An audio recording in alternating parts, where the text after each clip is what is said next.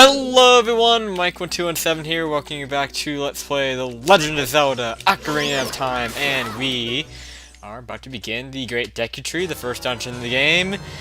And I could make a big joke here with the Deku Nut. I have a little inside joke with a buddy of mine that this run, not only is it a 3-heart run, but it's also going to be a Deku Nutless run, where I'm not going to use Deku Nuts. Because Deku Nuts are broken. Actually, that's not true. I'm not doing a Deku Nutless run. That's just a joke. I don't believe Deku Nuts are broken, but they are definitely very underrated items. And they could break like certain mini boss battles that would otherwise be rather hard. But I'm still probably not gonna use them that much. I don't know, just because I don't think to use them at all. Anyway, so this dungeon, this is the dungeon I think that what really makes Navi notorious.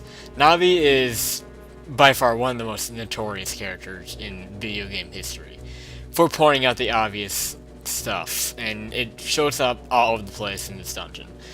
Which, I mean, it makes sense. This is the first dungeon in the game, it's a tutorial dungeon. And, you know, she's explained right there, you can look at the vines and climb them, which really, that's something that's not too obvious. You wouldn't really think to climb those. Now, a ladder, however, let's see if she says something about the ladder. I think she does. No, she doesn't. Maybe if we hadn't climbed the vines and shown that we could climb them, she would have said something like, stand in front of the ladder and climb up it. Like, this game kind of shows just how early of a 3D game Ocarina of Time was, because of a lot of the obvious things Navi will say. We can get a chest right here, which will be the dungeon map. Like for a lot of tutorial, Navi will tell you, will give you more detail than it seems would be necessary, and it seems kind of silly nowadays when you see it.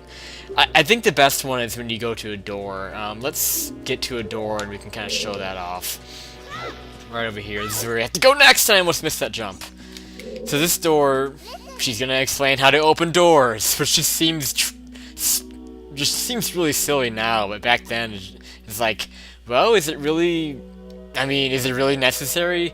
I mean, she goes into the detail of standing in front of it and pressing A, just like I don't know. I always found that one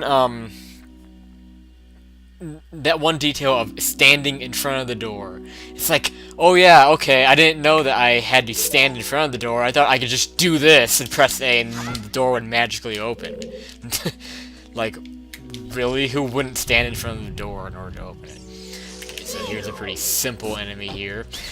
These things, I mean, they're called Deku Babas, but they're pretty much like Octoroks, and I've always wondered why they don't call them Octoroks. There are Octoroks in the 3D Zeldas. I'm not, God, again, I feel really weird talking as if you don't know this stuff, as if you haven't played Ocarina of Time. But I've always just found it weird how the Deku Babas... Deku Babas? No, Deku Scrubs. Sorry, I think I mixed that up. The Deku Scrubs are not called Octoroks because they're more fitting for the Octoroks. And now it turns out in the N64 Zeldas, the Octoroks are water enemies that we'll be seeing a little bit later. And I don't know, I just felt like the Deku Scrubs, I mean, they look like Octoroks, minus the grassy hat things they have. And they shoot out Deku Nuts, and it's pretty similar to how Octoroks shoot out rocks, so I don't know. Just a minor thing that I've always found weird about the N64 Zeldas. But here we get our first main item, the Fairy Slingshot, which is its first appearance in the Zelda series. In this game, it serves more as the child version of the bow and arrow. In later games like Twilight Princess and Skyward Sword, it serves more as a stunner than a killer. Like, it usually would just stun enemies, and it would only really kill really small enemies.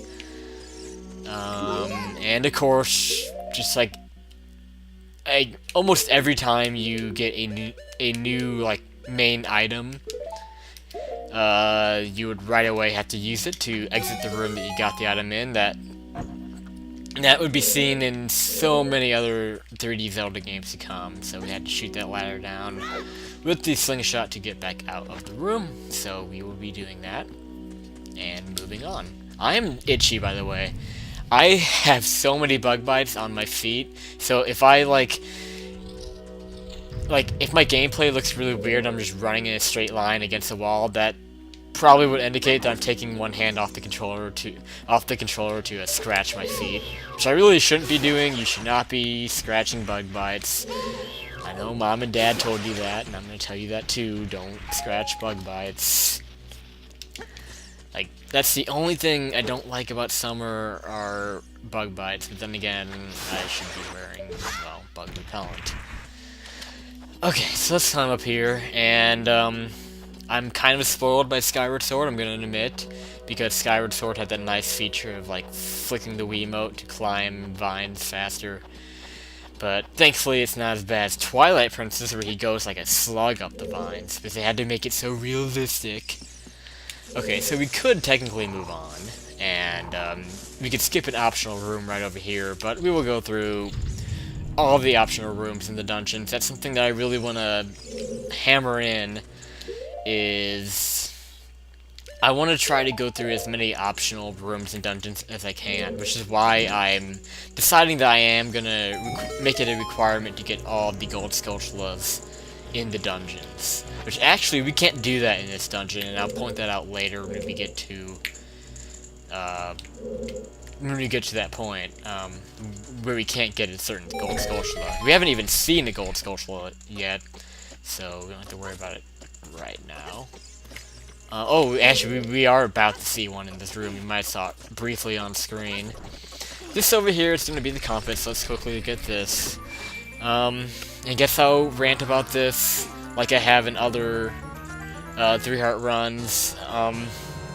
The map and compass, they are not as useful in 3D Zelda games as they are in 2D games, that is for sure. It's not very often that I find myself looking at the map.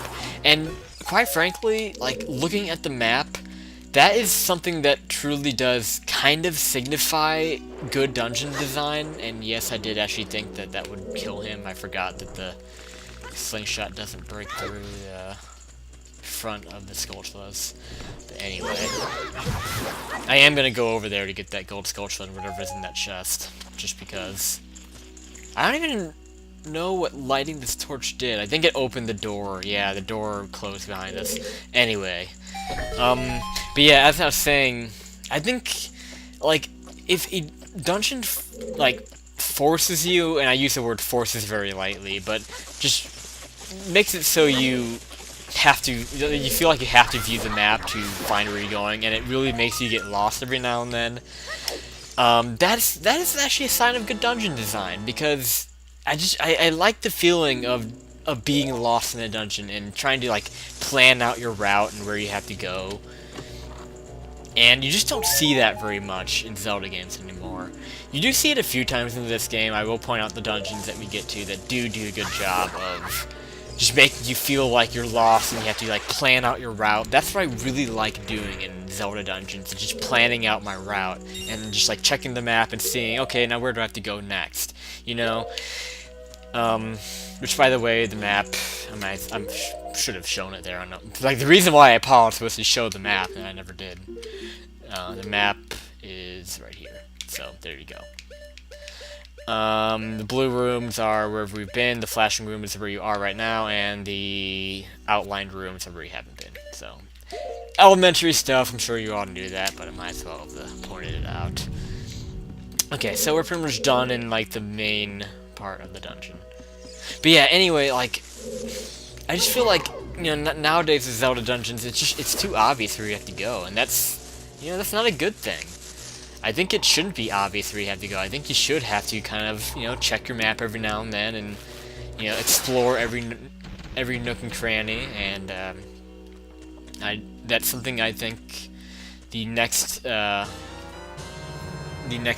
Zelda on Wii U should do, is make you feel lost when you get in the dungeons, and make you feel lost in the main game itself. That's something I'm going to be talking about a lot throughout this playthrough, but I'm going to stop talking about it now, because we have a puzzle to solve that pretty much would not have been possible in a 2D game. I think it's pretty cool that they put a puzzle like this, like in the very first major puzzle that you have to solve in the first 3D Zelda is jumping through that spider web, because if you jump from too low, you won't break through. You have to jump from just the right height, and you are required to get the slingshot to jump through that, by the way, because those ledges that you jump off from up there, they're all blocked by... Actually, you don't need the slingshot for that, never mind. Like, because those ledges are all blocked by Skulltulas, the enemy type, and you have to kill them to be able to jump off the ledges. But I was about to, like, explain that as if you need the slingshot to kill those, but no, you can just kill those with your sword, which I'll probably show later. We can hit this switch right here, and make that available. Oh, we have another gold Skulltula here. Yeah, they put